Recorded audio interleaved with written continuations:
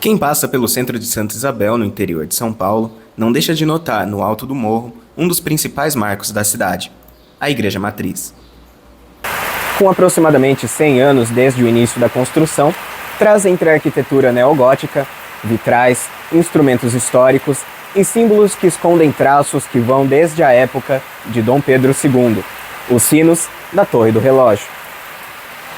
Feitos inteiramente de bronze, datados de 1861 e cravados com gravuras, brasões e medalhas, são exemplares do melhor badalar do país, escolhidos a mando do imperador em uma exposição nacional daquele ano. É o que conta o historiador João Vitor de Mello, que além de fazer parte da manutenção e preservação do relógio da matriz, estuda toda a história por trás do símbolo imperial. Eles são de 1861 e são um produto da exposição nacional daquele ano.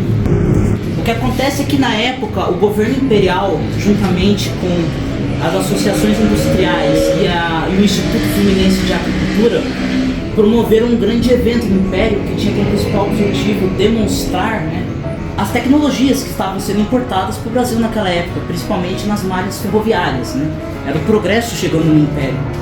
E surgiu nesse concurso uma competição para se achar o melhor sino, para ser padronizado em todo o Império, nas estações de trem, nas malhas ferroviárias e tal. E esse modelo ganhou com a melhor sonoridade. Ele ainda conta que o símbolo do Império nos exemplares mostra, além das maiores fontes de economia do Brasil, detalhes das fronteiras do país e a geografia do século XIX, quando muitos estados nem sequer existiam. O que identifica que esse sino é um sino oficial? Basicamente três coisas. O brasão imperial, que ele tem um significado excepcional. Nós temos o brasão, o escudo, que é sustentado por dois ramos. Um ramo de café e um ramo de tabaco, que representavam os maiores produtos que movimentavam a economia do Império. Esses ramos são ligados pelo laço da nação, que na bandeira imperial eram em verde e amarelo, as cores oficiais do Império. No centro nós temos dois símbolos fundacionais do Brasil: a Cruz da Ordem de Cristo e a Esfera Amilar.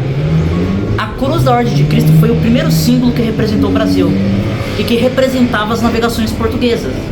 Tanto é que a Ordem de Cristo, aquela ordem de militares e cavaleiros portugueses, era a que financiava e ajudava na proteção das caravelas e das naus portuguesas pelo Atlântico. Além da Cruz da Ordem de Cristo, nós temos a Esfera Amilar, que era um instrumento de navegação portuguesa, dos séculos XV e XVI, e que com o tempo passou a representar as terras em ultramar da coroa portuguesa, no caso o Brasil. No brasão, os símbolos de fundação da nossa nacionalidade, do Brasil como um todo, estão no meio. E eles são cercados pelas 20 estrelas que representam as 20 províncias do Império do Brasil, cada qual seria hoje um estado. Além do brasão imperial, nós temos outros dois símbolos que podem identificar como esse sino oficial. De um lado, nós temos o busto, uma medalha com a efígie do imperador Dom Pedro II, o imperador do Brasil. Desse lado, além desse medalhão, temos uma outra medalha que está escrito Prêmio conferido na Exposição Nacional de 1861. Muitos dos sinos que ficavam nas estações e igrejas de diversas partes do Brasil hoje ficam em museus, ao contrário do que acontece aqui em Santa Isabel.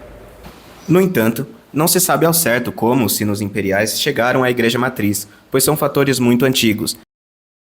Apesar de não ter fontes documentais que expliquem a chegada dos sinos, vale destacar que a matriz isabelense foi construída entre as décadas de 1910 e 1920, e muitas mudanças aconteceram ao longo dos anos. E quem ouve o badalar dos sinos a cada 15 minutos e 1 hora, nem imagina que são só uma parte de todo um sistema que funciona pela força da gravidade e da genialidade humana. Com 3 conjuntos mecânicos que marcam os segundos, minutos e refletem nas horas, o relógio segue o chamado sistema de pêndulo, criado pelo astrônomo Galileu Galilei entre 1500 e 1700, o período do renascentismo científico. Esse sistema está na matriz desde a inauguração do campanário, em 1944, e é a manutenção que João Vitor, ao lado dos colaboradores Antônio Sérgio e Dari, exercem a cada 4 dias, tempo em que o peso que movimenta o relógio leva para alcançar o chão. O relógio se manter funcionando, temos que subir aqui em cima, né, na torre, e dar corda no relógio, né?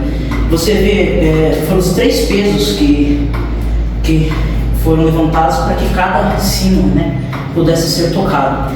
À medida que o peso vai descendo, para garantir que as engrenagens não fiquem danificadas, né, ou não saiam para fora, né, porque ele desce muito rápido, esse vem como um freio, né, como um contrapeso, para impedir com que o maquinário, que já é bem antigo, seja danificado. Quando vai tocar o relógio, quando vai tocar as horas, né, essa peça, ele bate em cada risquinho. Aí é meia hora, 1 hora, 15 minutos, 45 minutos, cada risquinho, e ele cai certinho nesses dentes, na posição certa. Se ele for tocar 2 horas, 4 horas, por exemplo, ele cai nos dentes nas 4 e vai descendo até tocar 4 horas. Esses, no caso, são das horas cheias e da meia hora, né? Esses aqui são dos 15 minutos, né? Que tocam 2 sinos, anunciando o horário, né? E aí sempre vai. Quando dá 15 minutos, ele toca uma vez.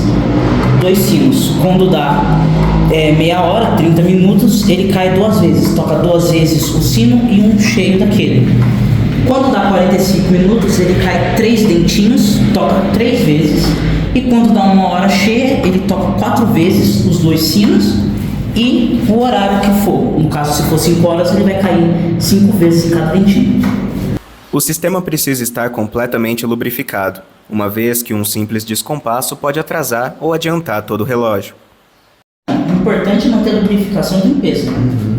E dar as cordas em cada parte, né? Porque se o peso chegar no chão, o relógio para, porque é como se fosse um cuco. E o trabalho é manual. O trabalho é manual e ele só trabalha com a força da gravidade. Na Igreja Matriz, não há dúvidas de que a fé, conhecimento e dedicação da comunidade mantém vivo um elo com o passado. Cada detalhe, cada toque ecoam a história do Brasil que, mesmo tendo acontecido há centenas de anos, nem se imagina ainda estar tão perto.